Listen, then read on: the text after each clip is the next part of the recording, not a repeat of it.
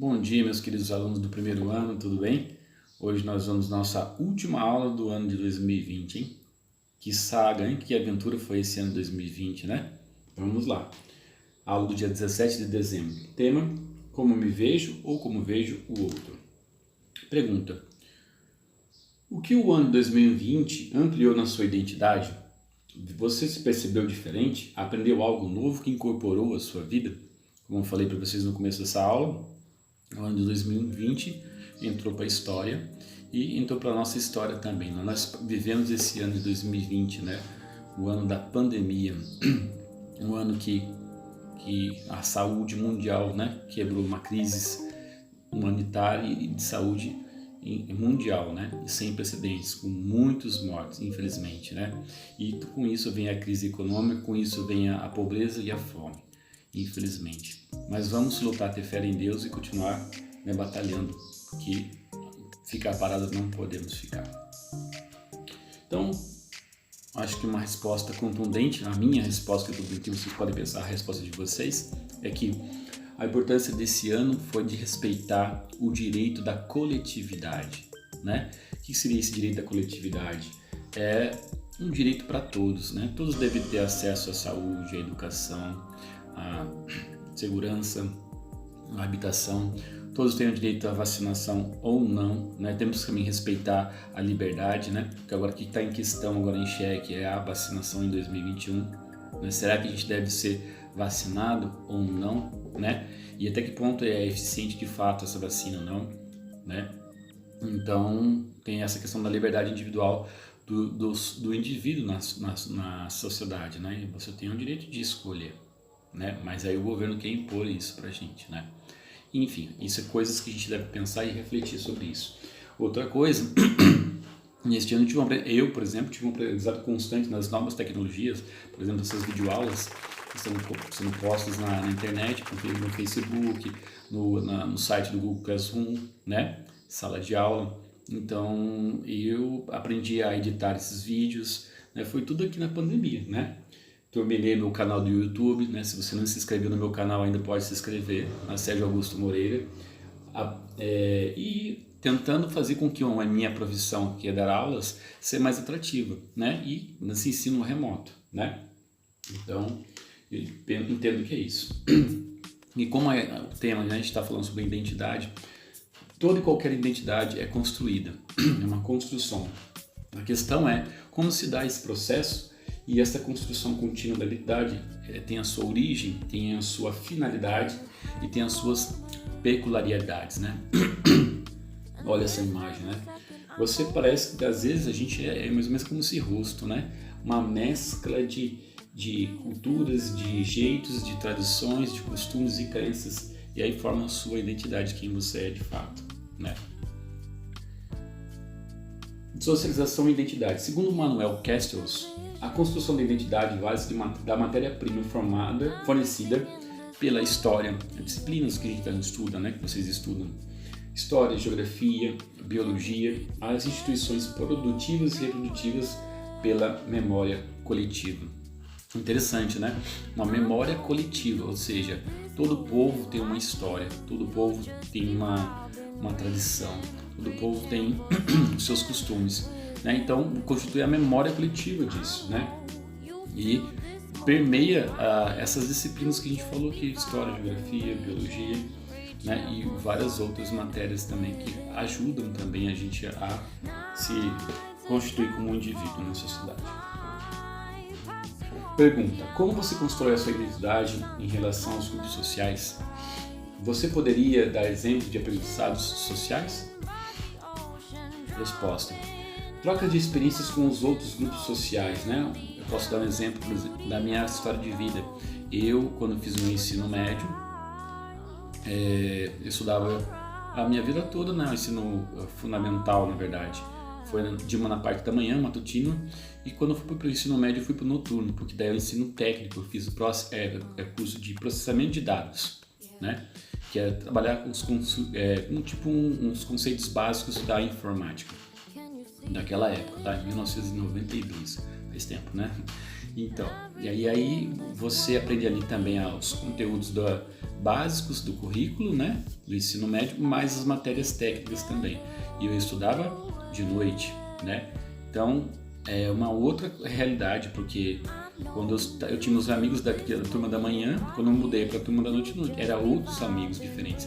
E eu trabalhava também, trabalhava o dia inteiro com meu pai no comércio e à noite ia estudar. Então é outra realidade, outras coisas. Até a abordagem das disciplinas é diferente também no noturno, né?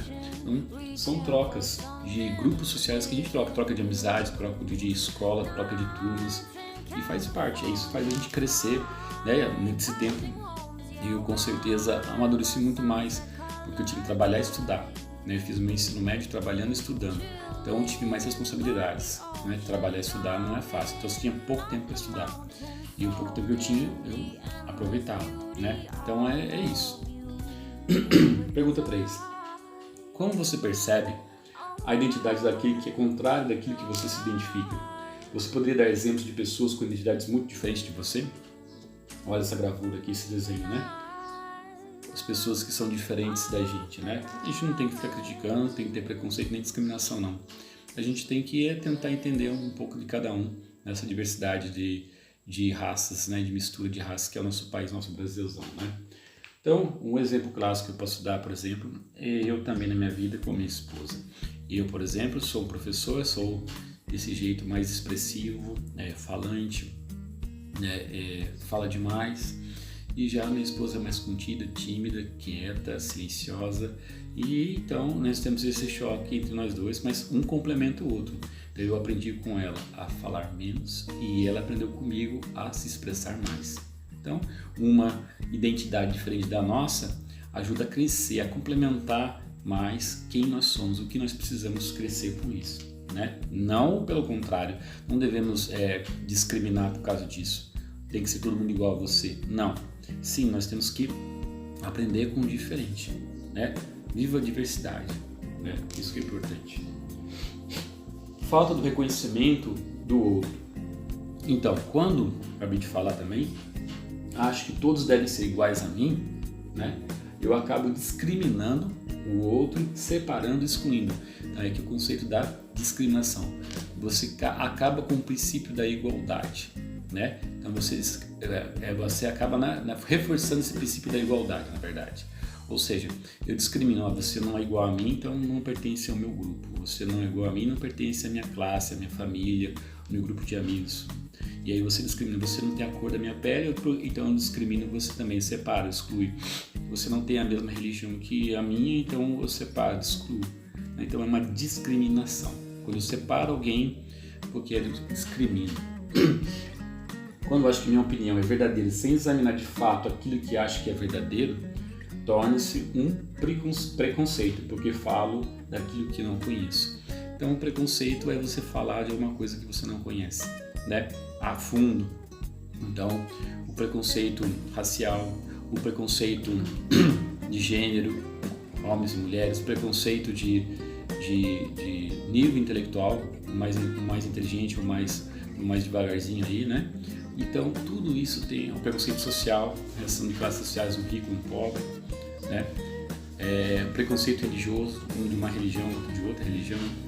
Tudo isso, quando eu falo de uma coisa que eu não conheço, então gera um preconceito, né? É preconceito, falar daquilo antecipadamente, ou seja, sem investigar a fundo. E quando acho que todos devem aceitar o que é normal, natural, vindo de qualquer lugar, eu acabo sendo intolerante às manifestações sociais da diversidade. Não aceito o novo, o diferente, o melhor que eu, o outro que me fere meus olhos, né? Então aí a questão da intolerância, né? No nosso país muito latente está agora a intolerância religiosa. Nós somos um país, né, a maioria católica, cristã, né? Se não é católico, é evangélico. Então, e tem outras denominações também religiosas, como as matrizes africanas, afrodescendentes, Umbanda, Candomblé, e às vezes tem preconceito em relação a essas matrizes religiosas africanas. Por que não conhecê-las? Por que ser intolerante? Por que não aceitá-las? Por que não, né, deixar essa manifestação se explorar, acontecer, né? Você não precisa transformar naquilo, mas precisa entender um pouco e aceitar e deixar que essa manifestação também aconteça. Porque você fere o princípio da liberdade de expressão do indivíduo, está no artigo 5º da Constituição Federal, né? Liberdade religiosa. Você pode acreditar, ter a sua crença que quiser aqui no nosso país, né? Está lá no princípio da Constituição. Então a gente precisa viver isso. Olha essa imagem. 51% da população do Brasil é negra e a outra metade tem o dobro de oportunidades, que é branca, né? Então, 51%, mais da metade da população brasileira é negra. E a outra metade tem o dobro de oportunidades da população negra, né? Ou seja, por que um negro não tem tanta oportunidade assim como deveria ter, né? Então, uma coisa para a gente refletir. Gente, eu quero acabar essa aula desejando um bom Natal a todos, um bom, né, final de ano, que vocês se mantenham com saúde, com paz no coração e que o menino Jesus nasça no coração de vocês e da sua família, tá bom? Vamos com firmeza e com muita esperança para o próximo ano enfrentar tudo isso, tá bom? Deus abençoe, tchau, tchau.